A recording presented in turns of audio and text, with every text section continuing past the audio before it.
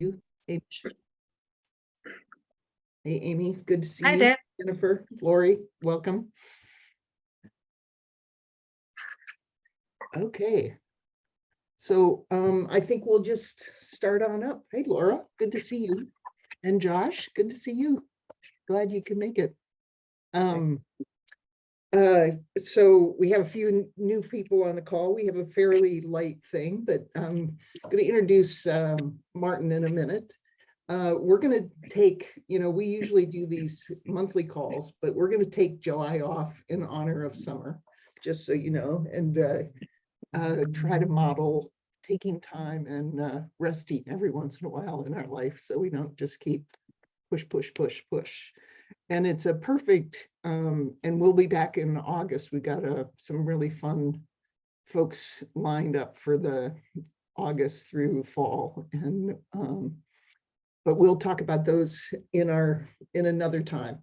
So I'm going to introduce Martin Murphy. He's a colleague that I met during COVID. We connected on LinkedIn and started having regular conversations. He's been in and out of our monthly calls, but he's going to talk about something that he's been playing with. Hey, Frank, good to see you. Hi.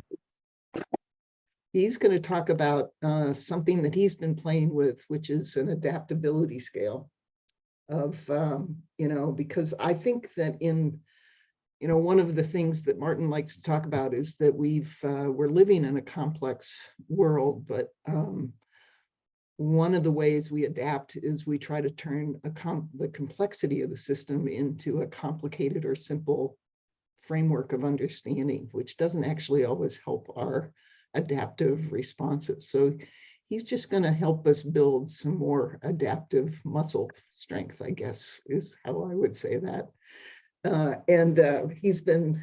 He's a consultant. He lives in the UK, and one of his side pieces of his consulting practice is that he takes groups out into nature and teaches them bushcrafting, which is basically how do you see the system, understand the resources of the system in nature, and find the nutrients and resources that you need to live and thrive in that environment. So that would be one of the aspects of Martin.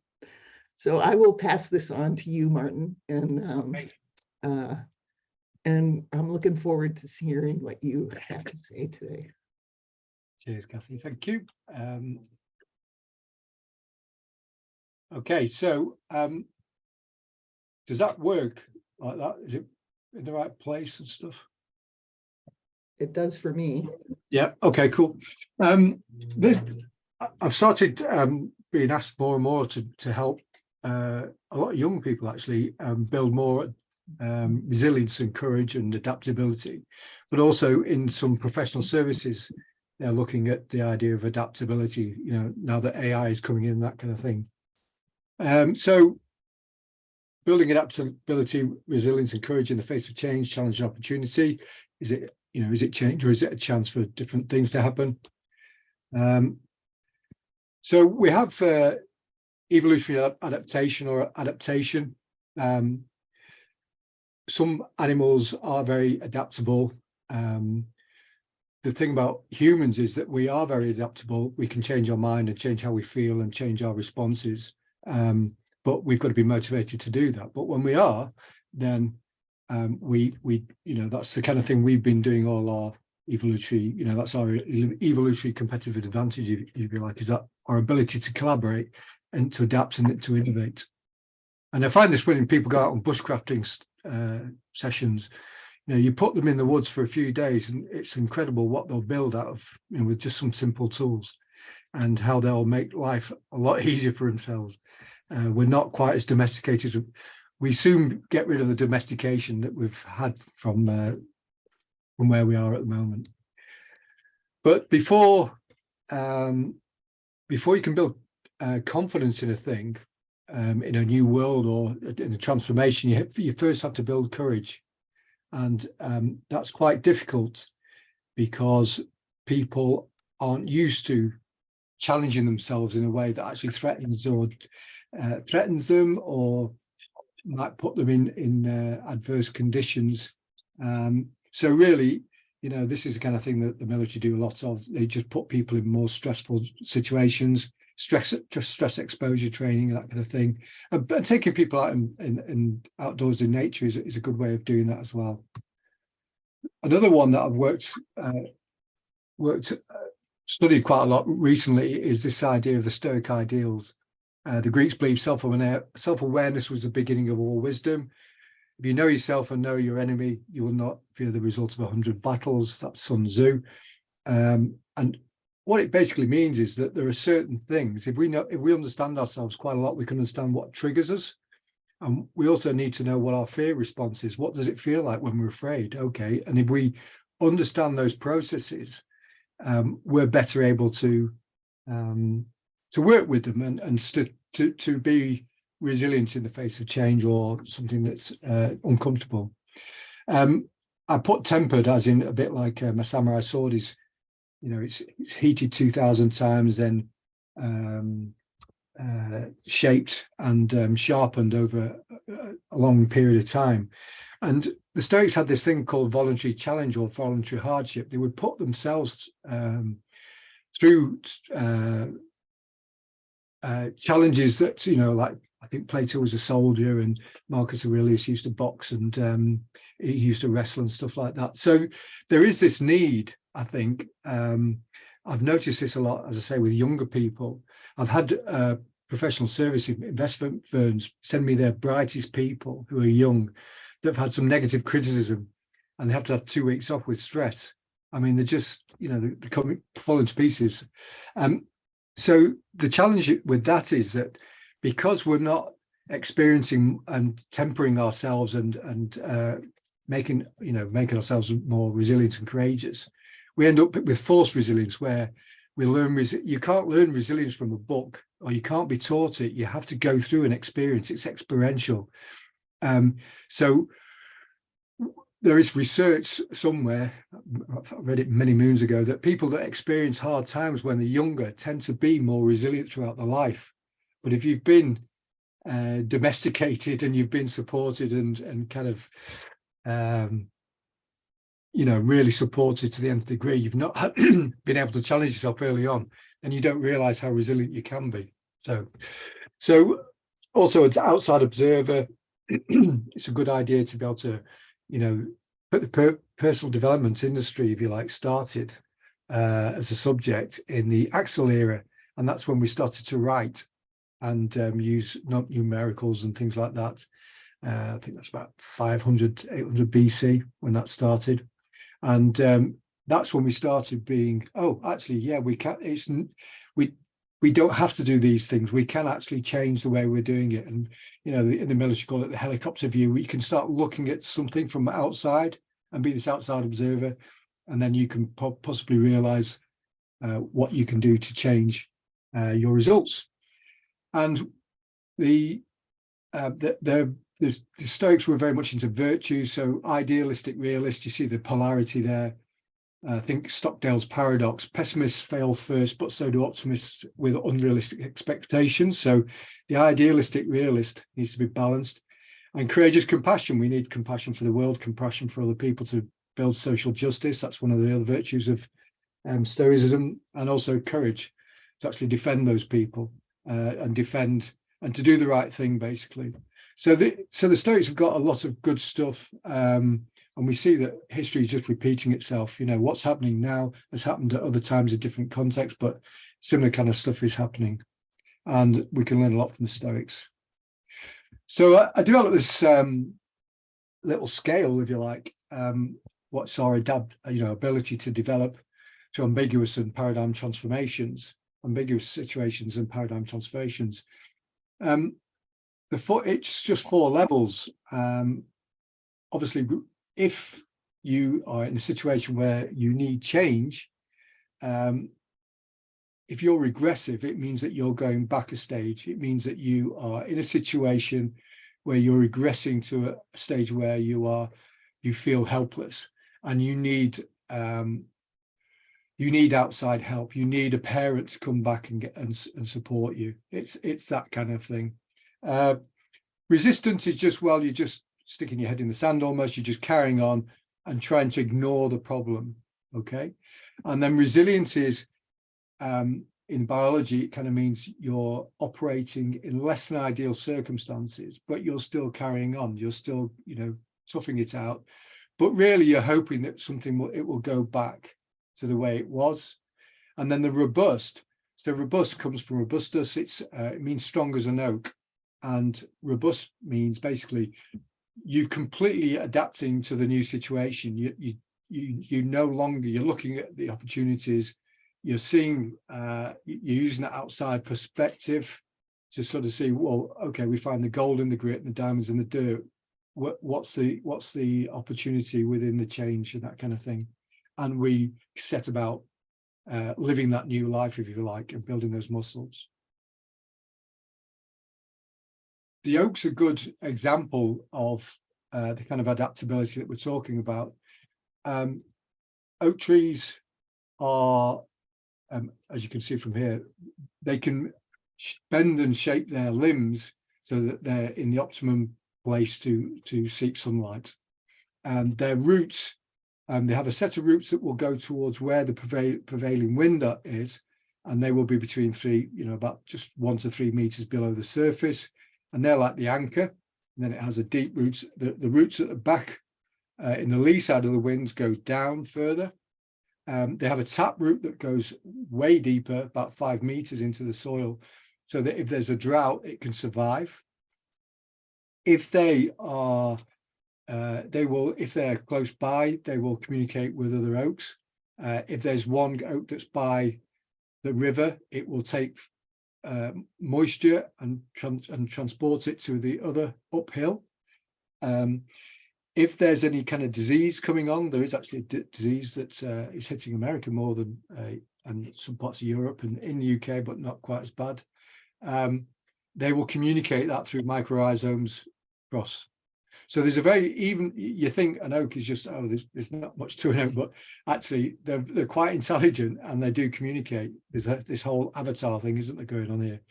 I mean, if they control the predators that might be eating the fruit, the acorns, so they will combine to reduce the number of acorns.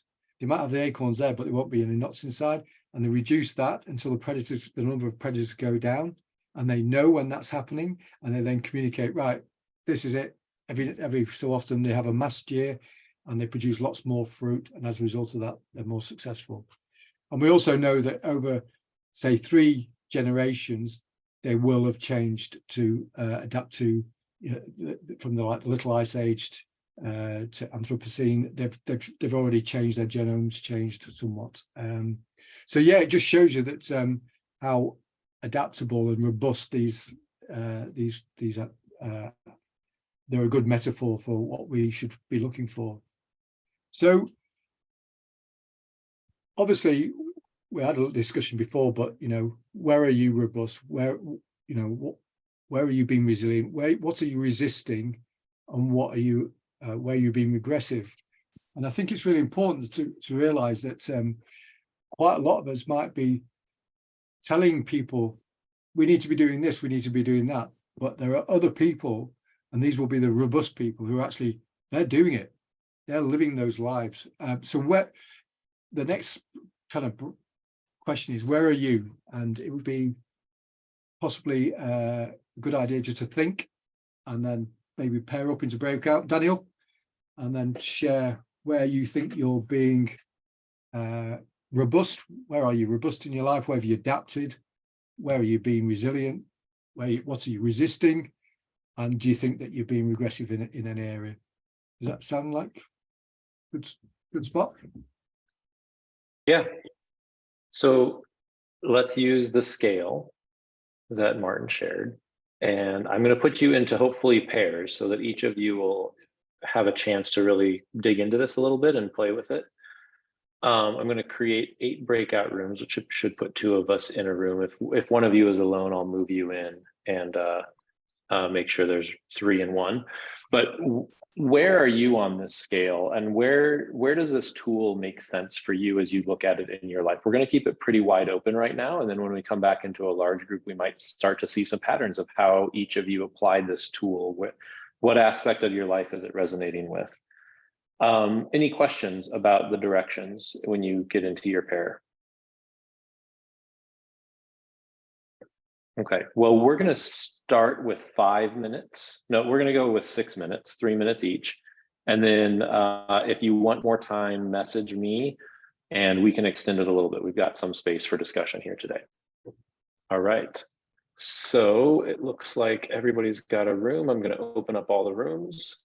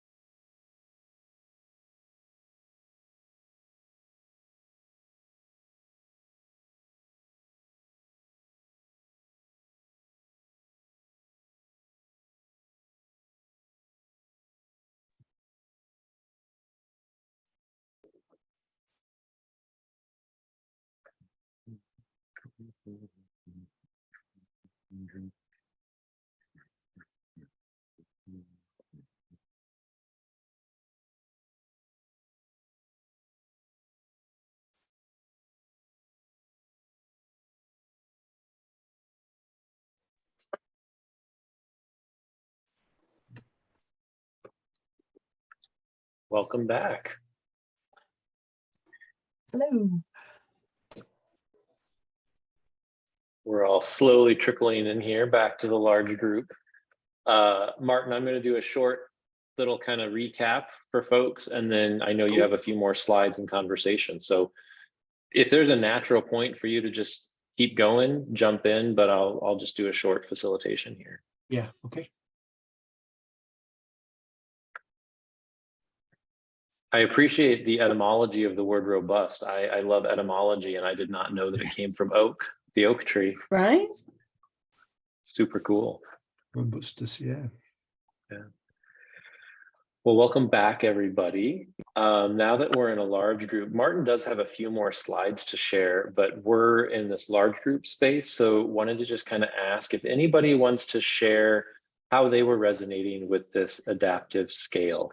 What parts of their life do they tell or relate it with? Yeah, Petra. Okay, can you hear me all right? Mhm. Yes, wonderfully. Because I'm in Scotland, obviously, you might not hear me so well.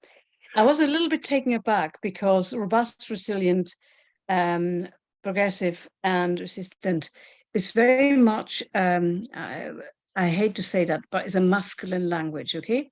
It's very masculine. It's about defeat. It's about that kind of stuff. What I'm lacking, especially in the current debate about climate change, is empathy.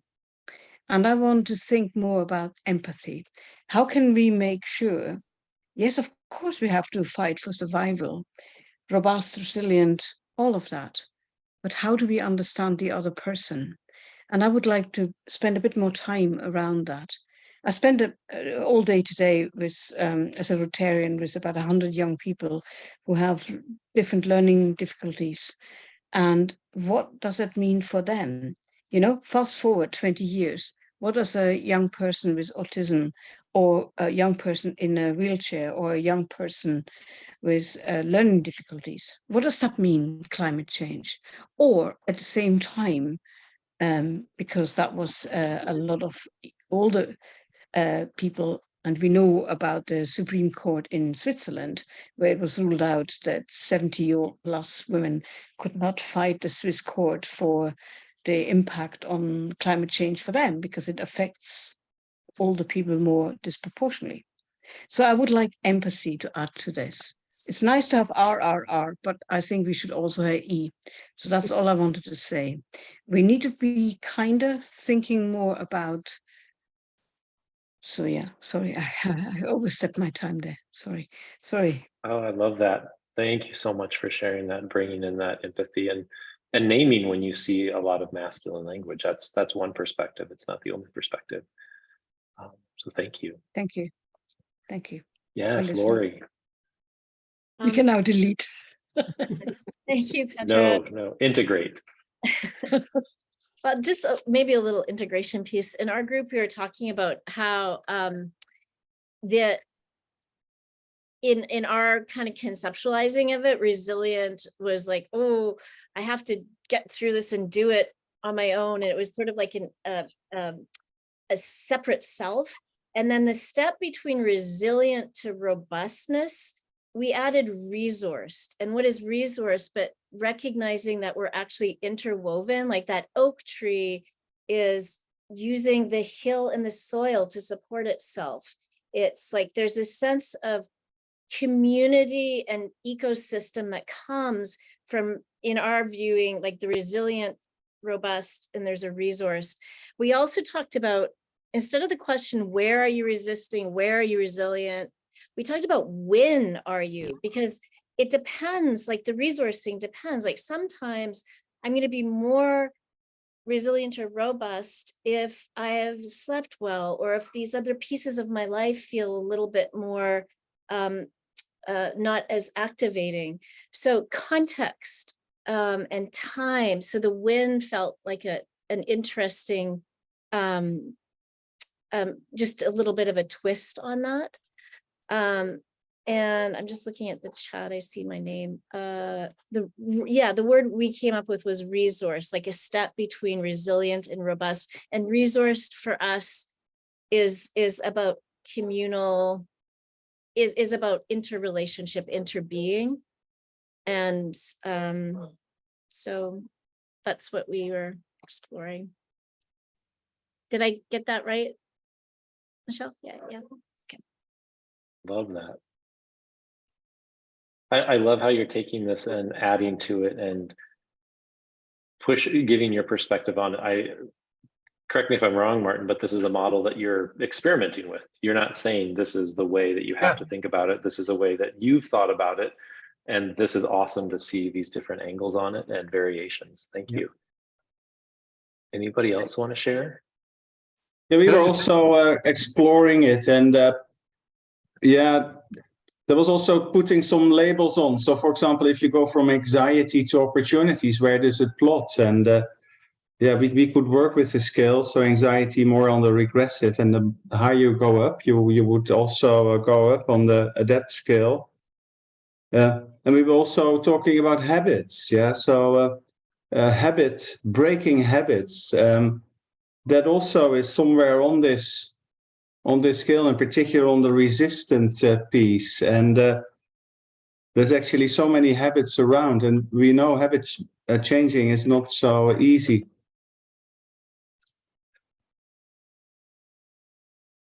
Martin, you were going to say something. Oh, I was just going to add, Frank and I were having this conversation together that we have a lot of unconscious, repetitive behaviors that we're doing. But we also have organizational habits, which are unconscious and habitual. And we also have sector habits.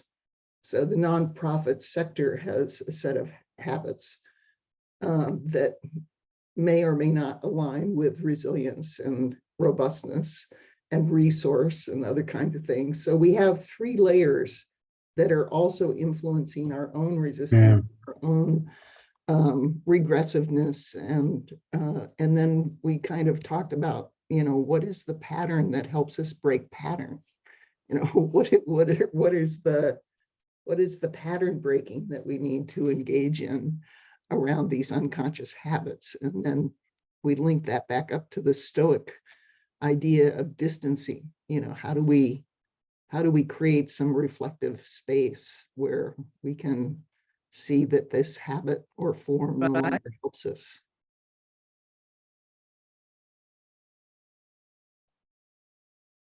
love that.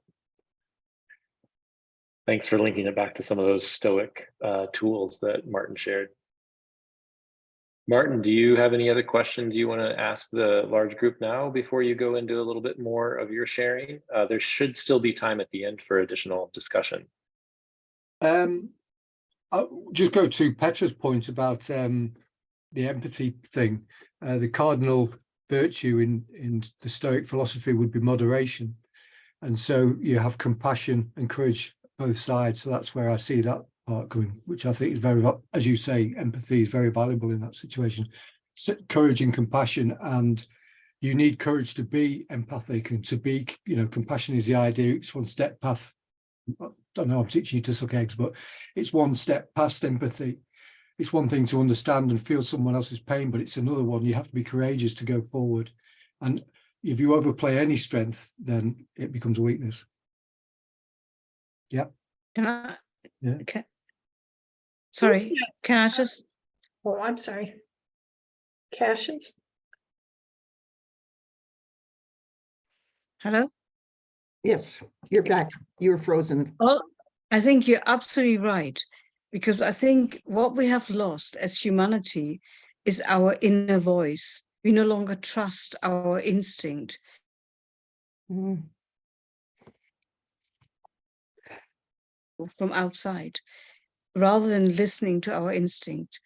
And that's what I feel very strongly. It's about empathy. If I have the confidence to see that young person and it's in distress, and I can reach out, or the older person, to start trusting again our instinct. That's all I'm saying. Sorry, Alan. Sorry. Yeah, I'll stop now. Okay. We need to listen to our inner voice. It's so important. That's empathy for me. Have the confidence to listen.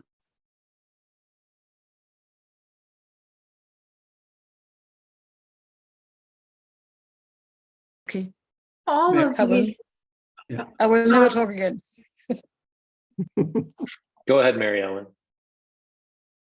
when I think of what Petra is saying about empathy and Lori said about interbeing, and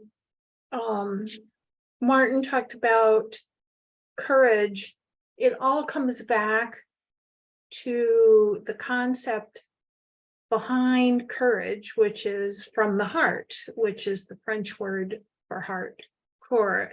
And I think that heart implication is what we're all seeking, what we've had, and we've eliminated by feeling as if we just mow things down, we can move forward. And it isn't, it's about respecting our own heart and respecting the heart in others and looking at the significance of that respect. Yeah. In what we're practicing ongoing. Very cool. That was very cool. Like that a lot. Thank you. Oh, thanks.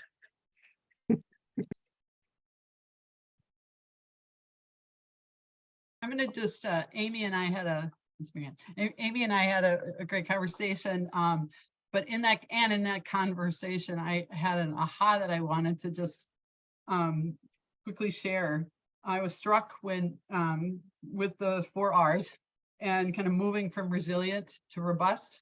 And in the description of resilience, operating in less than ideal circumstances, but really towards a being of as it was, versus a robust, where really working to adapt to something new. And I thought in the struggle with all of this climate change concept and context, and personally thinking, striving for resiliency, and it is beyond that now. And it really is striving for adapting to all that is new. And I found myself simultaneously very sad at that, because then to adapt is to recognize that it will never be what it was. Wow. And I guess the struggle then to engage others towards what end? Is it to be resilient, to return? And is it no? It's towards a whole new world, as Disney says. Anyway, so thank you, Amy, for the conversation we had. That ties in nicely with something else that's coming up. So shall I continue now? And we have okay. Share screen. Let's look.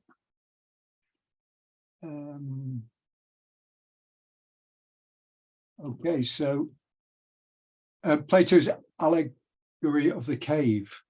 What we see in our mythology and philosophy, and these stories keep getting repeated, and they're hidden in plain sight in our media. But basically, the allegory of the cave, if you know it, Plato's allegory of the cave is the fact that what we see is our shadow. You have these people that are locked up in chains in a cave, and all they see are reflections of reality that are actually reality. And one of the things that happens is, there's a fire outside. Eventually, one of the people escapes. When they first go out into the world of more reality, the brightness of it is painful. And not only that, when they've gone out into the outside world and they say, oh, when they eventually get used to this new world, they then realize, oh, I need to go back and help other people. But when they go back in, they're attacked by other people because they're in their comfort zone. It's all they're used to. That's what what their life is all about. And they don't. It takes a long time for them to believe them. And I think we could use that metaphor analogy and see some resemblance to that in today's world, especially with the use of the media. I don't know if you've ever seen this film, but there's a film, The Matrix, and by the kind of hero is, there are several heroes, not just one, but the main character is called Neo, and Neo is because he's Neoplatonist. It's a new Plato. Let's just see if I can. get this to work.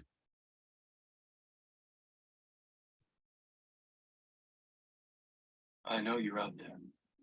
I can feel you now. I know that you're afraid. You're afraid of us. You're afraid of change. I don't know the future. I didn't come here to tell you how this is going to end. I came here to tell you how it's going to begin. I'm going to hang up this phone, and then I'm going to show these people what you don't want them to see. I'm going to show them a world without you. A world without rules and controls, without borders or boundaries. A world where anything is possible. Where we go from there is a choice I leave to you.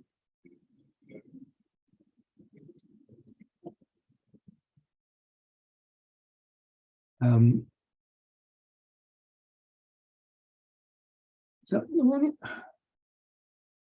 So I was just thinking what would be quite useful maybe would be, okay, say we were in this better world that we're all aiming towards, what would you be doing?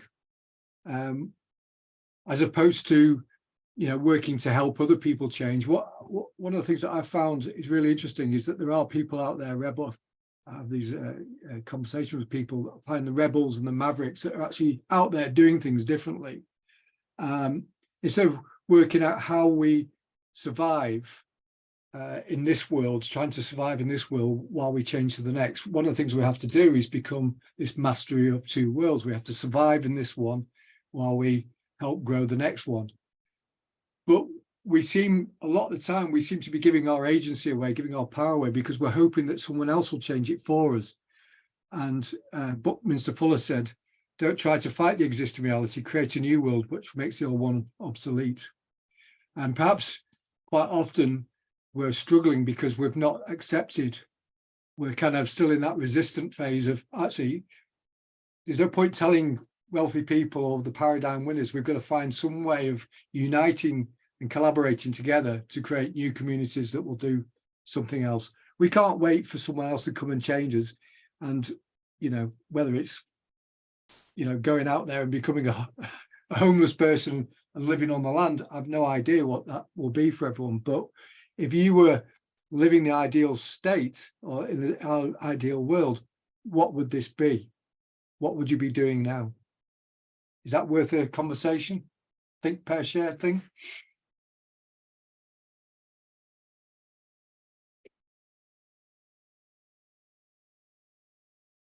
We can even just respond to that in a large group if you want. We don't have to break out.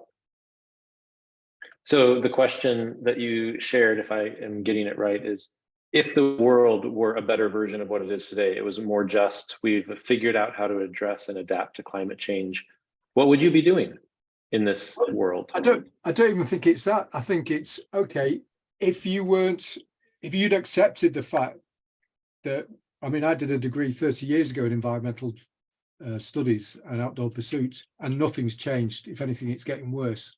So I haven't got time to wait. And a lot of people, you haven't got time to wait for someone else to do something before you get that courage and the compassion and the everything else that you need, the idealistic realist.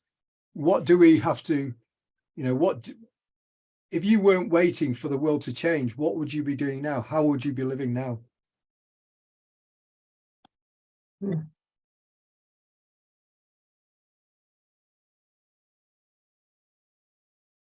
Petra? So lovely. Thank you for pronouncing my name properly, Petra. Thank you. Very kind. I hate the pronunciation of Petra. It's Petra. No, I think what we have to do, we work collectively together. So the first thing is I'm working a lot with younger people and trying to work on this generational divide, because young people are scared. There's huge amount of issues about well-being because they are in a crisis. And if you speak to your grandchildren or your daughters or sons, they are scared what's going to happen to them in 30 years' time. Just today in the UK, there was a news that the waters around the UK have increased by 4% in temperature, which means a lot more fish being killed. So what do we have to do? We need to collaborate. We need to work together. We need to understand. It's not one against the other. It's about us doing together. We have to work together. The other thing I would say very strongly is we also don't have to look at shortcuts. I have to admit here, hand of heart, I'm totally against electric cars, because I've seen what it does to African countries and South American countries. The mining of leucinium and other rare earths drives out the indigenous population. So can we not just think a little bit more about behavioral change? Can we not think about walking, cycling, designing our cities in a better way?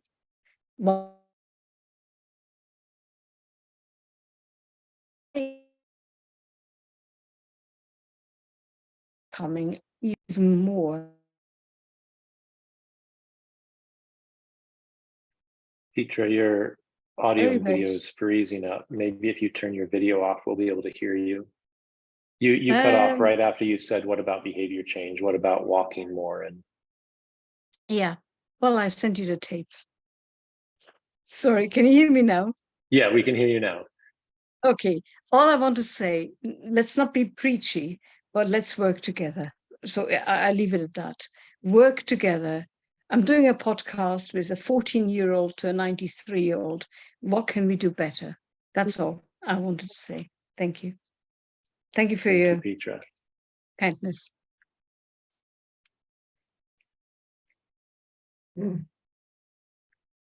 I think this, for me, it connects to what is the gift embedded in resistance? You know, when I am resistant to something, there is almost always something that I can learn from if I actually notice that I'm resisting, number one. Number two, as opposed to ignoring it. And number two, then actually trying to drill down in a deeper reflection about what is going on inside of me personally, if it's a personal issue that's causing me to respond in a resistant kind of frame. So there's this framework in quantum physics that opposition is necessary for wholeness. So if that is true in a quantum world, which I believe it is, then it suggests that this goes to Petra's empathy frame and listening, and you know, that in a way that weaves us back together, is that it's not resistance. This is one of the habits we have to overcome. Our unconscious habit is that we basically try to stamp out, overcome, or diminish resistant or voices that are resistant to what we're trying to accomplish in the world. And so how do we welcome the gift embedded in resistance? Because almost always it's information that helps us understand the whole system we're working in better. And but oftentimes we just see resistance as bad. We don't take time to figure out what's the deeper potential gift in it. And then it allows us, if we do that, it allows us to potentially weave the system back into wholeness.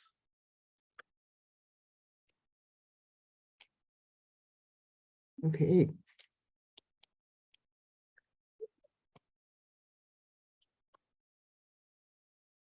Yeah, one thought, yeah, Mary Ann, want to speak that out loud?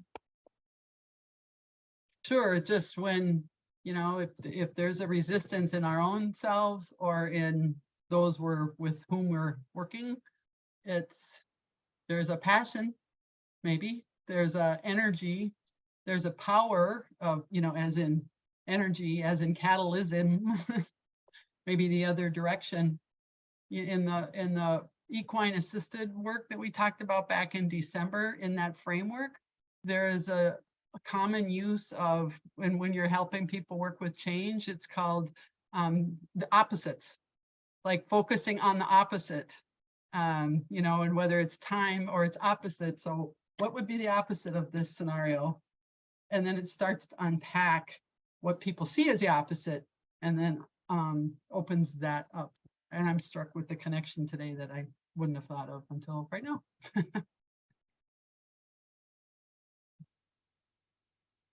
Nice.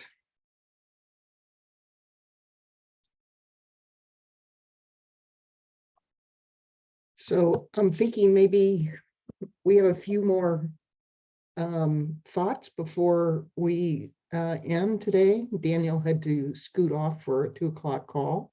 Does anybody want to bring an insight or a connection or summarizing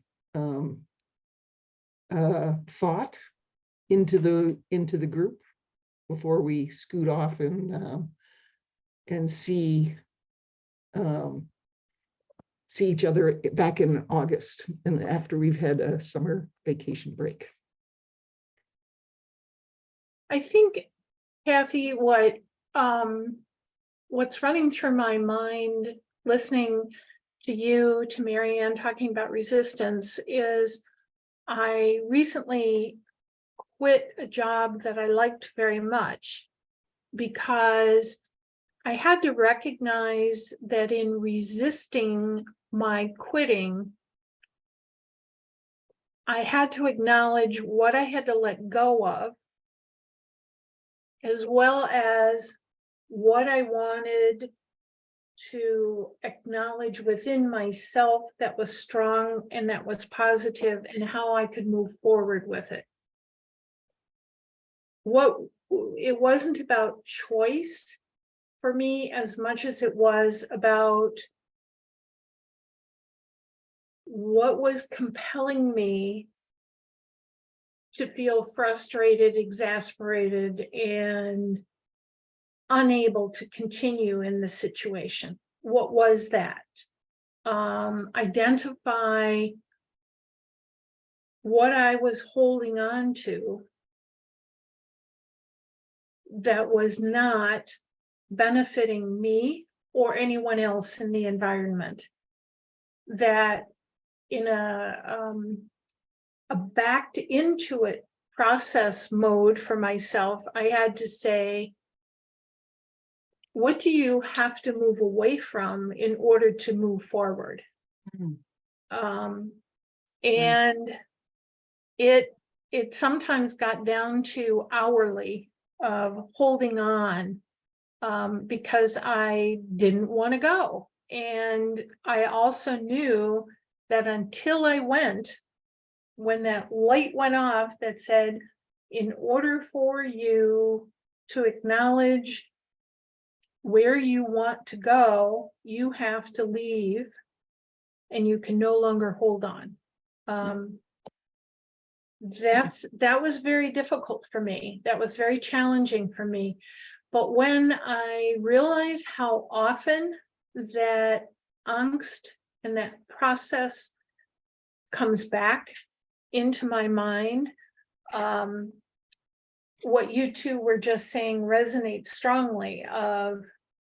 It's the acknowledgement of what you care about that finally has to break through the resistance to enable you to move forward, to enable me to move forward in that circumstance. It's tough. Yeah. For me, it was very tough. But I learned a great deal at that point. Yeah. And another corollary to that is, what is it about some of our favorite habits or patterns or behaviors that actually are hindering the evolution of the system? Mm-hmm. Mm-hmm. You know, that sometimes in my need or desire to protect somebody from hurt, I intervene in the feedback loop that should go to them directly. And then I moderate the feedback in a way that I think they will be able to hear it, right? But I'm also intervening in a system that's may in fact cause them to not evolve. So it's you know, what is that motivation that's driving me? Yeah, it's so, but we don't see that. I woke up this morning thinking about cows chewing cud in the field, and if you don't understand that grazing in the grass and chewing cud is connected to the production of milk, then you might say, if you were an efficiency expert, well, let's just hook them up 24/7. And then they can produce more milk, right?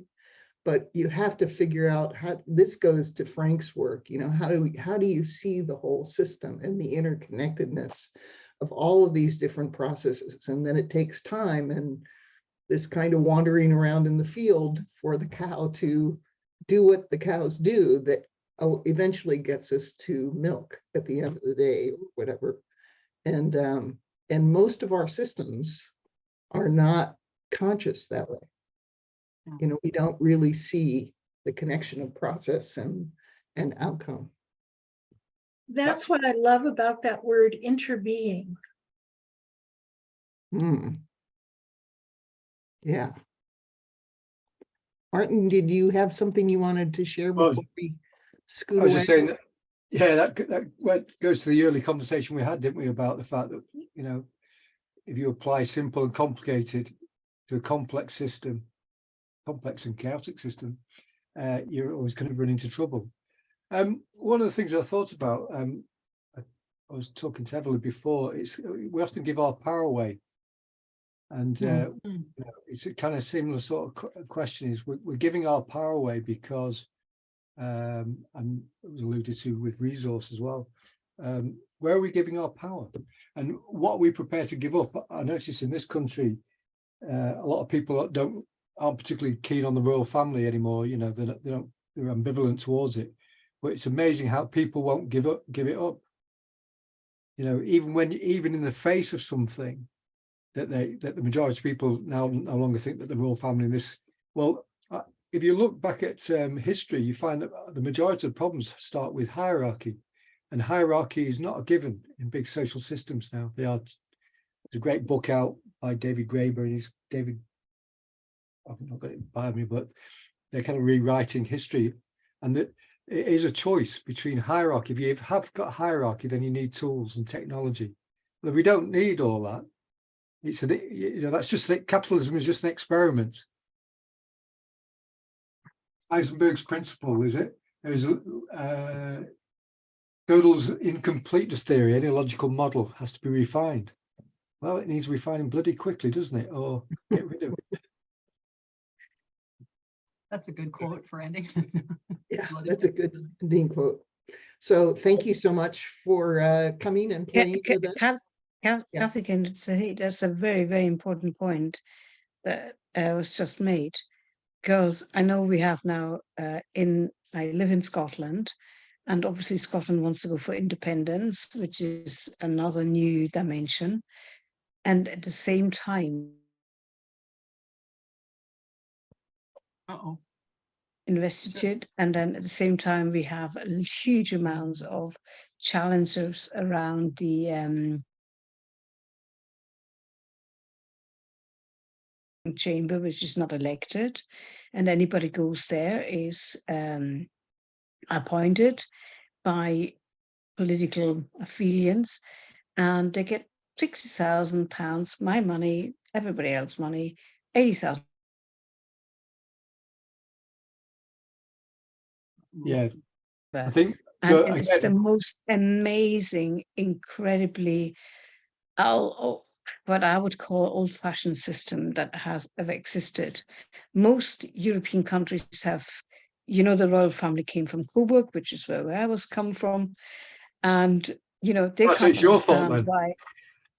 It's my fault. You sent them over. You could have kept them. Money does it cost to put on? It's just no longer fit for purpose. And at the same time, do you know what? We have a climate change crisis. And I know I've met Prince Charles numerous times when I was a campaigner for environmental matters. And he was, you know, did all the right thing, but he did nothing really. He didn't change anything. Sorry to say. It really matters that we need to look at that very, very carefully. Where are we giving our power away? Why do we give it up? What do we need to give up? Yeah, how do we hold hierarchy? I'm being forgiven. Yeah, hierarchies are tightly held, like in a fist, are much more fragile than we've been taught to believe. So Yeah. basically, the Yeah. tighter the hold on the hierarchy, the more fragile our system is. The lighter it's held, or the stronger the network is over the hierarchy, those are resilient structures and systems. So there's a lot to pay attention to here. This has been great. Democracy matters. Democracy matters. And what kind of system have we got in place? Mhm. And